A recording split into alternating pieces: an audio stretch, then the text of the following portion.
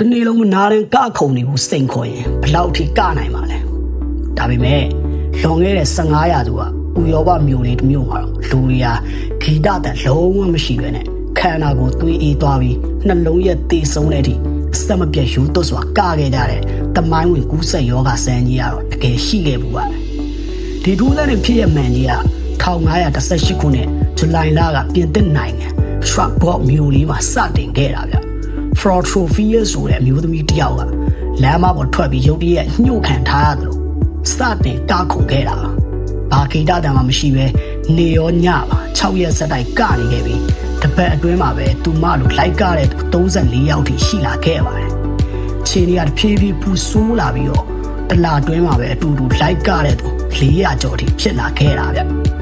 ကနေတဲ့သူတွေကခြေပွားတွေတွေးချင်းချင်းနေပြီးအယိုးတွေကျိုးကြည့်မတနာကျင်နေတာတော့ကတာကိုမရက်နိုင်ကြတော့ပါဘူး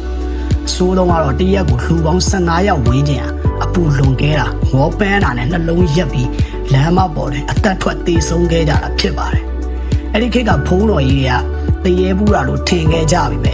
ခေတ်သစ်သိပ္ပံပညာရှင်တွေကတော့ဒါဟာသူတို့စားသုံးနေတဲ့ rice စပါးပင်တွေရတဲ့စိတ်မမှန်ပဲကြောင်ကလေးဖြစ်စေတဲ့မှုအစိတ်သိမ်းမှုကြောင့်ဖြစ်နိုင်တယ်လို့နောက်တဲ့စိတ်ပညာ theory က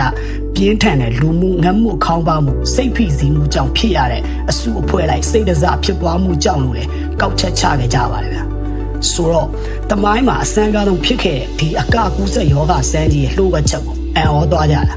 တငယ်ချင်းတွေပါဘူတုတရှာတော့အခုပဲ share ပြီးသတိပေးလိုက်အောင်တော့အခုလိုကဘာကျော်ထူးဆန်းတဲ့တမိုင်းဝင်ဖြစ်ရမှန်တွေကိုထပ်ကြည့်ဖို့ KN ကိုလည်း follow လုပ်ထားပါဦးဗျာ